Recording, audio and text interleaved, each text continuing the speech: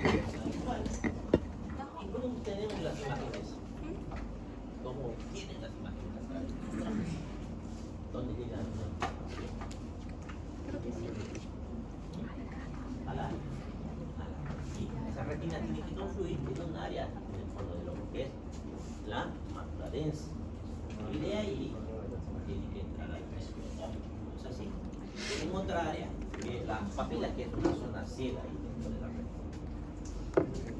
Llega la información a través de dos elementos. ¿Cuáles son esos elementos? Los iconos cuáles sirven para ver el color. Hay información. ¿Dónde llega la información? A ver.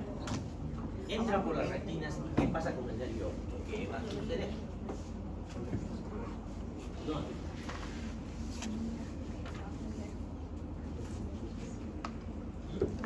¿Qué estructura se cruza la información?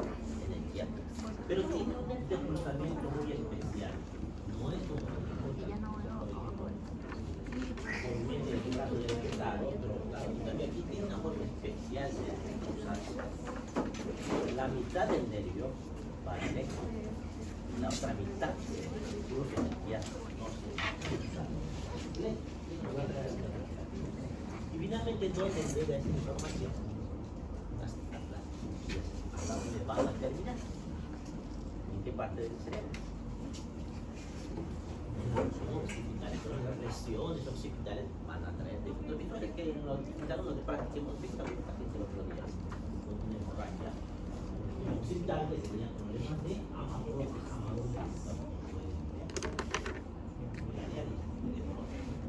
Entonces, lo que vamos a ver es ver la agudeza visual. ¿Y cómo voy a saber la agudeza visual del paciente? Porque no solamente es que le dé información, porque tenemos algunos defectos en la refracción de la imagen, porque esa imagen tiene que atravesar algunas estructuras que deberían ser transparentes, no siempre lo son, y deberían enfocarse ahí en la... Pero la agudeza visual, primero uso unas tablas para ver si pueden leer. Hay algunas letras. Tenemos dos tablas, el test de Jagged y el test de Snell. Este es el que más se ha popularizado los últimos años. Si pueden ver esas letras, pues ahí se evalúa la agudeza visual. Hay pacientes que no pueden ni siquiera leer, no pueden reconocer las letras. Y por si acaso, para la gente que no sabe leer, hay figuras, hay formas. Entonces, igual se puede hacer. Si no logran reconocer esto porque ven solamente de manchas, lo que hacemos es mostrarle dedos al frente del paciente. ¿Cuántos dedos ve? Y si logra contar los dedos, le vamos a decir que es una visión en cuenta de dedos. Algunos pacientes ni siquiera llegan a contar los dedos. Entonces, lo único que ven mover es su mano. A eso le vamos a decir visión en bulto. Y a veces ni siquiera eso, lo único que logran ver es una luz. No logran ver absolutamente nada más. A eso le llamamos la visión de... ¿Qué alteraciones vamos a encontrar en las vistas? Ambliopía se considera la disminución de la agudeza visual. Esto, por ejemplo, es una ambliopía. Amaurosis es la ceguera, pérdida de la visión. Amaurosis fugaz es una pérdida transitoria y unilateral de la visión. ¿Con qué características? El paciente deja de ver por unos instantes y luego vuelve a ver. Pero eso nos está avisando que se va a producir un accidente cerebrovascular isquémico. Entonces, que acudir en emergencia si se tiene que hacer el estudio antes de que tenga su accidente cerebrovascular isquémico. ¿La amaurosis puede ser hemorrágico o sí o sí? Puede ser cualquiera de los dos. A ver, las lesiones en el cerebro, por ejemplo, la amaurosis, o que tenga una hemiparesia, una hemiparesia, o no esté oliendo cualquier cosa que altere nuestro encéfalo puede producirse por algo, como tumores, o por traumas, incluso. ¿Por qué? Cuando llega la información al área 17 de Brodmann, esa información tiene que interpretarse en el área 17. Entonces, esas neuronas, ¿qué isquemia que les van a pasar? No van a transmitirse. Al tener isquemia, esas neuronas van a morir. Como van a morir, no van a poder procesar la información. En el caso de que haya una hemorragia, ¿qué va a suceder? ¿Qué significa la hemorragia? Un vaso sanguíneo se rompió, para romper ¿qué hace? Ya no se crea la zona. Hay una zona que igual termina siendo una isquemia en esa zona. Y el resto de la sangre, la que se vierte hacia el resto de las estructuras, ¿qué va a suceder? La sangre es irritativa, va a irritar la zona, va a hacer que toda esa zona no funcione correctamente. Ahí que tenemos, ¿qué va a suceder posteriormente? La zona donde no llegó la sangre, igual va a quedar afectada definitivamente, igual que el isquemia. Pero la zona donde la sangre estaba chorreándose, palabras cruelas, digamos, se va a reabsorber esa sangre y puede ser que vuelva a funcionar ese grupo neuronal. Esta es la forma de más o menos interpretar. ¿De qué va a depender que retorne la capacidad? De qué tan grande ha sido la lesión. Entonces, eso no solamente en el caso de la amaurosis, en cualquier otro problema. Y luego tenemos algo que es la neuroplasticidad. ¿Han escuchado hablar sobre la neuroplasticidad? ¿Qué es la neuroplasticidad? Exactamente, se crean nuevas conexiones, pero con otros grupos neuronales que hacen esa actividad.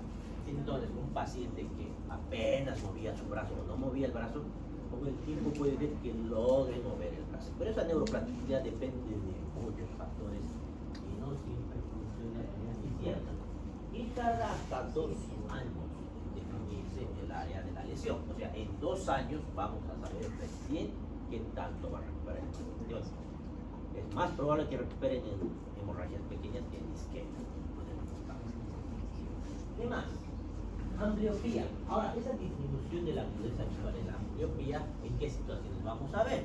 Porque el problema aquí no es neurológico en la ambliopía.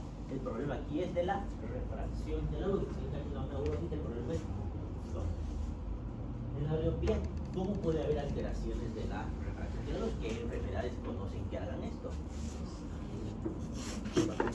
Astigmatismo, miopía, hipermetropía, todos esos producen ambliopía. Su nombre en general es ambliopía.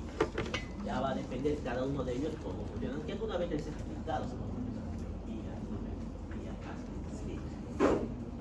Luego tenemos el examen de la visión de los colores. Y aquí entra el término discromatopsia, que es alteración de la visión de los colores.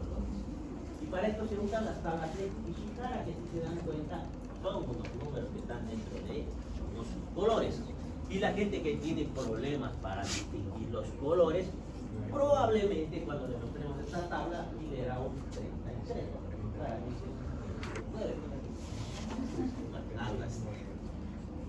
Tenemos luego alteraciones daltonismo. Daltonismo son trastornos congénitos de la percepción de los colores. El paciente ya nace con esa alteración. Tenemos otros términos, acromatopsia. Son pacientes que ven sin color, todo ven a blanco y negro. Metacromatopsia, visualización de objetos de color diferente al real. Monocromatopsia, visualización de objetos del mismo color. O sea, todo lo ven con un tono seco, algún color predominante. Agnosia cromática, trastorno de identificación de los colores. Ven los colores, pero no pueden reconocerlos, no pueden distinguir. Y en el daltonismo, ¿qué colores son? Generalmente son ya los colores comunes. El más común es el rojo con el verde. Luego tenemos el amarillo, creo. Pero siempre va a quedar. Examen del campo visual. Entonces, ya hemos evaluado si el paciente ve, que también ve. Hemos evaluado los colores. Ahora toca ver qué tanto ve, qué tanto espacio logra ver. Y ahí usamos la perimetría, también el campo visual por confrontación. La mayoría de estos estudios se va a realizar con un equipo computarizado. Y eso es lo que se hace ahora, lo hace el oftalmólogo. Pero lo que podemos hacer nosotros es el campo visual por confrontación. Aquí tenemos un resumen de las vías ópticas y alteraciones del campo visual para poder entender un poquito más algunas otras lesiones. Es lo que decíamos, entra la imagen a través de la retina. Una vez que entra la imagen a la retina, esta formado por dos vías. El nervio óptico es como que se dividiera en dos. Por dentro ese nervio óptico tiene dos cables, digámoslo así. Uno de ellos se va directamente hasta la región occipital, sin cruzarse con nadie. ¿Qué lado es? Si se dan cuenta, la mitad del campo temporal. Porque dividimos la visión en el campo nasal y temporal. Nasal y temporal. Nasal y temporal. Entonces, el área temporal va directamente hacia. En cambio, el área nasal sí se entrecruza y se va al lado contrario, al otro hemisferio. Entonces, puedo tener alteraciones, por ejemplo, que tenga una sección del nervio óptico a esta altura. Que tenga una sección a esta altura, un desquiasmo en alguna parte del tierra, eso me va a traer algún tipo de lesiones. Alteraciones del campo visual pueden ser congruentes e incongruentes. Por ejemplo, congruentes que sean del mismo lado, incongruentes que sean del lado contrario. No me acuerdo si te hice imagen de eso. Esto, por ejemplo, es una hemianopsia. Hay un lado que no ve. ¿Qué sería congruente? Que ambos lados, en el mismo lugar, se haya perdido la visión. Incongruente, que sea, por ejemplo, el lado temporal izquierdo, eso sería incongruente. Tenemos hemianopsias, hemos visto la imagen de algún lado, donde el paciente pierde la mitad de la imagen de uno de visualización, de la mitad del campo visual, que puede ser nódulas o esteroides. Parecido al anterior, pero del mismo lado. Luego vienen las cuadrantopsias. Cuadrantopsias, en vez de ser la mitad, creo que no tengo imagen de eso, más adelante. Se pierde un pedazo que todo lo demás se puede ver. Eso sería una cuadrantopsia. Aquí tenemos un resumen. En este caso el paciente solamente está viendo con una anopsia monocular ipsilateral. Aquí tenemos una hemianopsia heterónima bitemporal. Ambos lados temporales han sido dañados. Y nos muestra dónde ha sido la lesión. Por ejemplo, para que no pueda ver con un ojo, tiene que haber una sección del nervio óptico antes de llegar aquí. Si tomo una sección a la mitad del campo, óptico de forma vertical, entonces lo que voy a tener es una hemianopsia heterónima nasal, que es más frecuente. Entonces, viendo ese mapa,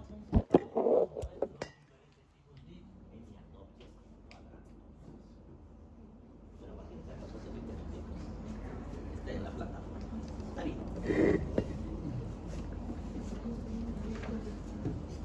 Luego vamos a evaluar el fondo de ojo. Y en el fondo de ojo, ¿para qué evaluamos? Necesitamos el oftalmoscopio. ¿Qué podemos ver ahí? Los vasos sanguíneos y la retina. Esas son las dos cosas que vamos a evaluar. Es más, es el único lugar del cuerpo donde podemos evaluar los vasos arteriales y donde nos puede dar bastante información de pacientes diabéticos o de pacientes hipertensos. ¿Qué vamos a evaluar en el fondo de ojo? Los vasos sanguíneos, la papila y la mácula densa. En la papila podemos hacer algunos diagnósticos. Podemos hacer diagnósticos de glaucoma o diagnósticos de hipertensión intracraneal. Esa papila está hinchada. Alteraciones que nos vamos a encontrar, el edema de papila, que ya les he mencionado, que podemos encontrar una hipertensión intracraneal. Podemos encontrar hemorragia de los vasos sanguíneos de esta zona. Podemos encontrar atrofia de la papila, si tiene una atrofia de papila, una neuritis óptica. Entonces, hay varias cosas que pueden evaluar en oftalmología. Y para evaluar el fondo de ojo, ¿cómo hacemos el estudio? Usamos nuestro oftalmoscopio, que tiene básicamente una luz y un lente a través del cual magnifica todo lo que está al fondo de ojo. ¿Cuál es la puerta de entrada hacia el fondo del ojo? Hay una pequeña puerta, una apertura que puede abrir o cerrar. ¿Cuál es esa apertura? La pupila, que se va a contraer, se va a dilatar. ¿Qué sería mejor para que podamos ver con más claridad el fondo del ojo? ¿Y qué usaríamos para hacer eso? atropina, por ejemplo, le podemos al paciente, esta atropina que va a hacer, va a dilatar. Pero ojo, no podemos dar nosotros como médicos, vamos a decir médicos generales, este dilatador de la pupila a los pacientes sin estar seguros de que no tienen glaucoma, porque podemos hacer que suba su presión intraocular. El oftalmólogo, en cambio, tiene su medición de la presión intraocular y una vez que esté seguro que no hay glaucoma, recién puede dar. Entonces, no les pongan gotas para dilatar la pupila a los pacientes. No están seguros ustedes que haya o no haya glaucoma.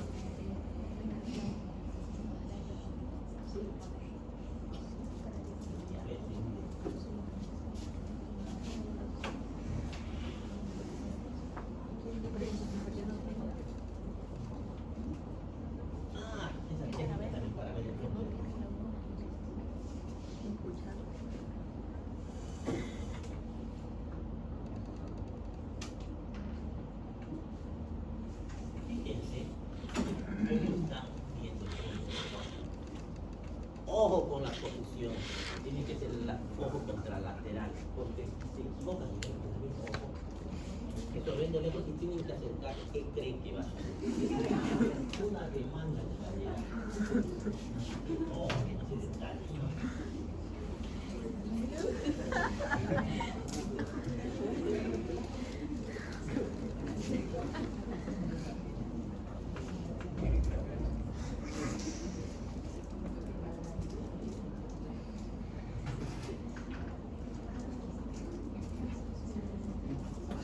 Aunque más adelante creo que está igual, pero vamos a aprovechar. ¿Qué otra cosa podemos aprovechar ahí en ese momento para usar nuestra linterna y ver si se contrae esa pupila a través de los reflejos? Los reflejos pupilares, ¿cuáles son? Tenemos el reflejo fotomotor. Ese fotomotor, ¿cómo vamos a evaluar? No les apunten directamente con la distancia al ojo, siempre por un costado, siempre por un costado. También el paciente de frente, digamos que esta sea la luz, que la vamos a apagar. Entonces acercamos por un costado y ahí vemos la dilatación. Ese es el reflejo pupilar. ¿Qué más podemos hacer? ¿Cómo hacemos el reflejo concentual? ¿Quién no dice el reflejo concentual? Ya. Cuando estimulan una pupila, las dos se tienen que estimular. Una no necesita llegar a la luz a la otra, tendrían que hacer lo mismo. Acompañar. Entonces, ponen la mano ahí, no le está llegando la luz, acercan la luz y las dos pupilas deberían hacer exactamente lo mismo.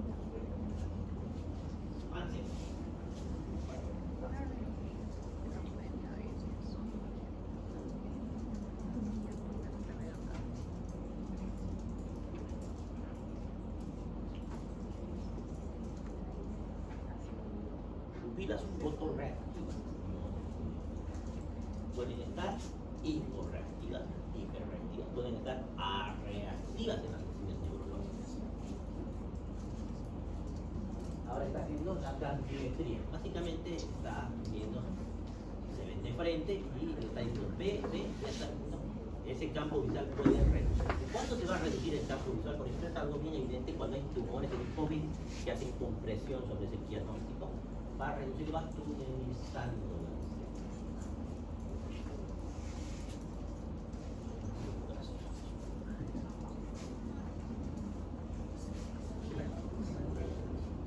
Luego de par, vamos tres pares craneales juntos, que es el tercer par, el cuarto par y el sexto par. El tercero, que es el motor ocular común. Motor ocular común, ¿por qué le decimos que músculos están bajo el comando del motor ocular común?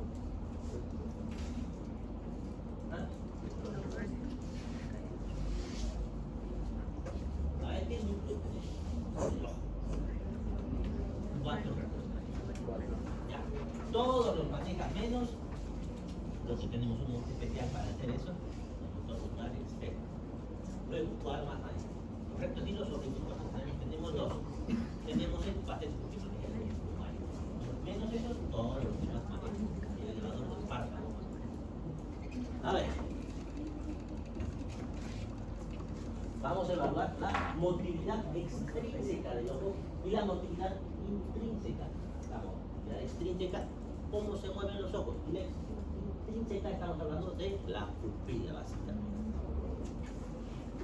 La extrínseca, valoramos la apertura palpebral, porque no se viene elevado los párpados, también está recomendado por el motor ocular común, los movimientos oculares. La motilidad intrínseca del ojo, la pupila, el reflejo fotomotor, el reflejo conceptual y el reflejo de acomodación y convergencia. ¿En qué consiste? Que cuando ustedes le piden al paciente que mire un objeto fijo, sus dedos, por ejemplo, y van acercando, el paciente debería dirigir al mismo lugar y debería hacer una miosis. Exploración de la motilidad extrínseca, básicamente con el dedo que siga nuestro dedo, nuestra vista. Evaluamos si se está moviendo. ¿Qué podemos encontrarnos aquí que no funciona? Por ejemplo, estrabismo. El estrabismo es cuando se pierde el paralelismo de la visión, cuando los ojos apuntan a lugares diferentes. Desviación de uno o ambos globos oculares con la cabeza de frente. El estrabismo puede ser divergente cuando los globos apuntan hacia afuera. Puede ser divergente cuando apuntan hacia afuera. Hay otro como el subvergente que es hacia abajo.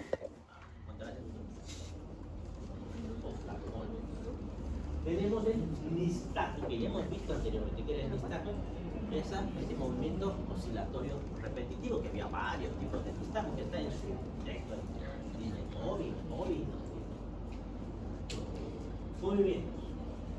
que puede ser fisiológico o patológico. Fisiológico, por ejemplo, cuando exponen el oído a agua tibia o agua fría, hacen nistagmo de forma natural. Patológico es cuando hay alguna alteración neurológica. Exoftalmos. ¿Qué era el exoftalmos? No era. Lo que pasa es que el exoftalmos produciría que haya visión doble, porque se pierde el paralelismo. Pero, ¿qué era el exoftalmos? Están protruidos los globos oculares. ¿Por qué estarán protruidos los globos oculares? ¿Qué patología están? Hipertiroidismo. ¿Por qué están protruidos esos globos oculares? Porque están más grandes. Eso, porque está inflamada la grasa del ojo. ¿Y qué más? Y los músculos. Porque el hipertiroidismo es una variedad de hipertiroidismo autoinmune, como reacción cruzada, inflama esa grasa periocular y los músculos. Eso, la enfermedad de Graves. ¿Vale? Ahí está el nistagmo.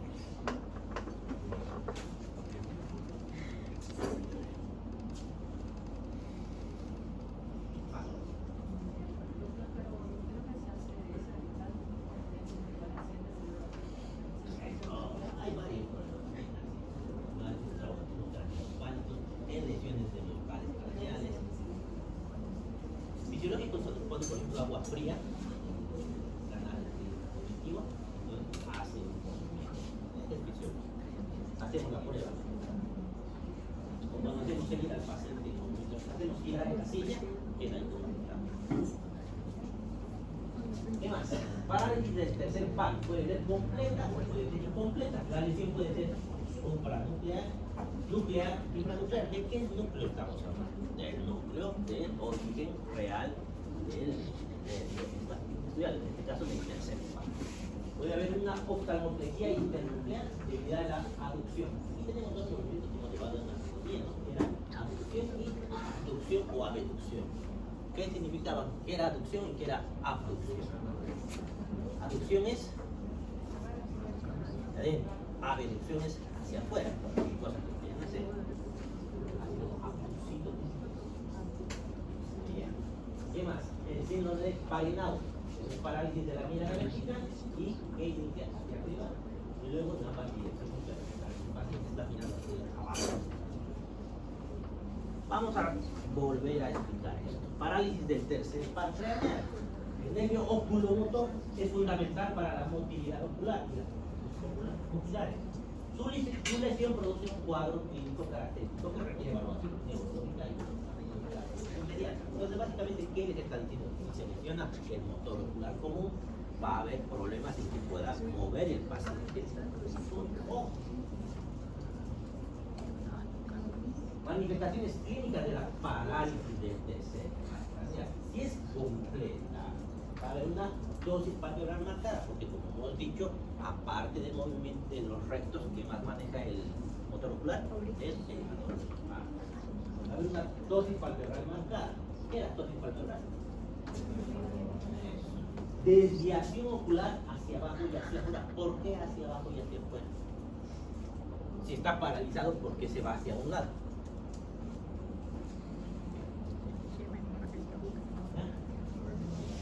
Si está paralizado, debería quedarse más ahí. Pero ¿qué pasa? Tenemos otros dos músculos que sí están funcionando, que se hacen contracción. Entonces, como ha perdido la fuerza, todos los otros músculos van a desviarse por el recto externo, por eso es hacia afuera, y por el oblicuo mayor. ¿Qué más?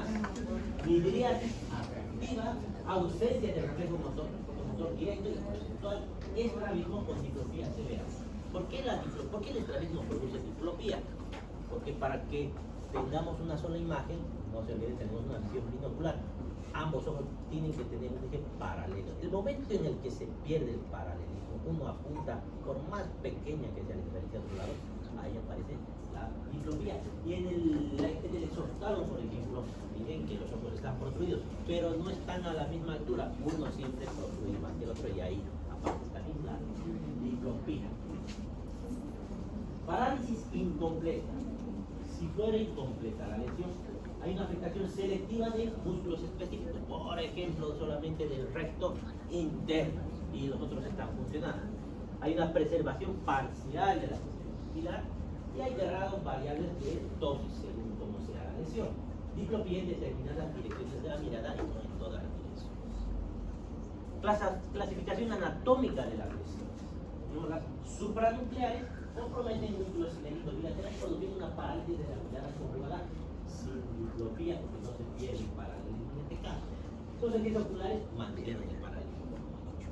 Lesiones nucleares infranucleares afectan directamente a los músculos extraoculares específicos, el camino, generando estrabismos con diplopía. Frecuentemente comprometen la función pupilar. ¿Cuál es la causa? Puede ser congénito o adquirido. Congénito, que nacieron con ese problema; adquirido pueden ser tumores, infecciones, accidentes. Síndromes específicos localizados. La oftalmotrofia internuclear, lesiones del fascículo longitudinal mediano con el ojo ipsilateral con imposibilidad de abducción del ojo. El ojo contralateral tiene un listaje en abducción y hay una convergencia preservada. El síndrome del seno cavernoso, que va por infecciones del seno cavernoso, es una parálisis combinada entre los tres pares craneales. El síndrome del Parinau es una parálisis de la mirada vertical superior por lesión mesencefálica rostral. Son los ojos que están como en el página anterior y hemos visto, están mirando hacia abajo. Hay una convergencia en miosis y una imposibilidad de mirar hacia abajo. Parálisis del cuarto par craneal. Igual puede ser congénita o adquirida. Hay una inclinación de la cabeza hacia el lado opuesto al músculo paralizado. Hay una diplopía vertical cuando se mira hacia abajo y no puede bajar el paciente, por tanto las escaleras se caen. Parálisis del sexto par craneal. El globo ocular se desvía hacia adentro y resulta imposible llevarlo hacia afuera. Presenta una diplopía horizontal cuando mira hacia el lado afectado. Aquí parálisis del sexto par, están mostrando algunos ejemplos. ¿Esto qué se llamaba? Exploración de la motilidad ocular intrínseca. Ya hemos visto la extrínseca. ¿Cómo valoramos la intrínseca? Vemos el tamaño de las pupilas. ¿Cuánto era el tamaño de la pupila? Ya les estoy pensando. Y tenemos que acordar, porque cada vez que valoramos pupilas, ¿cómo vamos a saber que están midriáticas o mióticas? Si no sabemos cuánto miden. De 2 a 4 milímetros. Miosis le decíamos cuánto. Midriático cuando está dilatado. Miosis podemos ver en uremia. Estamos refiriendo a que ha aumentado la urea, ¿no? El síndrome urémico. Intoxicación por opioides. El síndrome de Clauber-Napoleon, tumores. Y en el síndrome de Forfort-Petit. Y podemos encontrar también anisocoria. Anisocoria, que era Desigualdad del tamaño de las pupilas. Una mide 2 milímetros que otra mide 4. A 2 milímetros se considera flexible. La forma de la pupila, la discoria. La pupila en vez de redondeada adquiere otra forma. Esto se ve en pacientes típicos, por ejemplo. Luego evaluamos el reflejo fotomotor. ¿Cómo evaluamos el reflejo fotomotor? Ya el reflejo conceptual que explicamos también. Y el reflejo de acomodación y convergencia que también hemos explicado, ¿no? Alteraciones, que haya ausencia de reflejo fotomotor, que haya una pupila tónica o de ADI que le cuesta cambiar. Ausencia de reflejo conceptual también.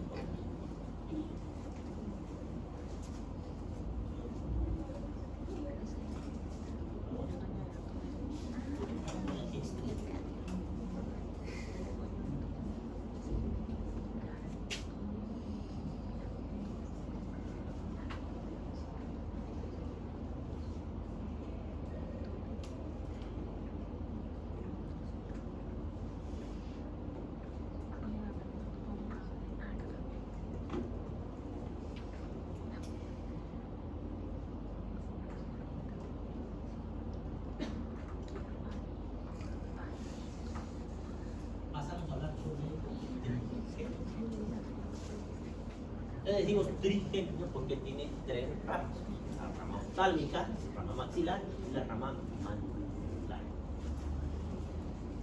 Tenemos la función sensitiva y la motora. La función sensitiva, vamos a ver la sensibilidad dolorosa, la sensibilidad térmica. ¿Cómo vamos a evaluar la sensibilidad térmica?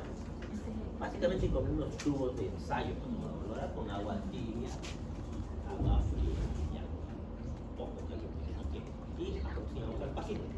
Generalmente se hace con los ojos cerrados, pero también podemos usar estos metálicos, por ejemplo, que toque eso es frío. Exploración motora, el reflejo corneano, el superciliar, el gravelar y el macetero. ¿Cómo evaluamos el reflejo corneano, por ejemplo? Hemos visto con práctica anatómica. Un hisopo, un algodón, tocamos la de la córnea y cuál es el reflejo natural del paciente que debería ser. Debería pasar. Cuando encontramos ausencia de reflejo corneano, ausencia de reflejo corneano. El superciliar, ¿cómo hacemos? Percutimos, ¿no? Tienen su martillo de percusión, un martillo neurológico que tiene un montón de chiches ahí. Tienen ahí una aguja, tienen los bordes de goma para ir golpeando los reflejos que más. Tienen una escobilla para ver la sensibilidad. Entonces ahí golpean la gravera, que es lo normal. El paciente parpadea y que levante el gravelar. Vamos a ver videos. La alteración es igual que la tarea, puede ser supraciliar, y finalmente la diafragma del G. ¿Cómo vamos a evaluar la sensibilidad? A través de la rama oftálmica maxilar superior e inferior. Es el territorio inervado por el nervio sensitivo. Tenemos otro tipo de sensibilidad, la termogénica, que nos dice la sensibilidad a la temperatura, que es diferente a estar sintiendo. ¿Cómo vamos a evaluar la sensibilidad termogénica? Vamos a poner algunos objetos de temperaturas diferentes. El otro con el punto con la aguja del martillo de percusión. La escobilla.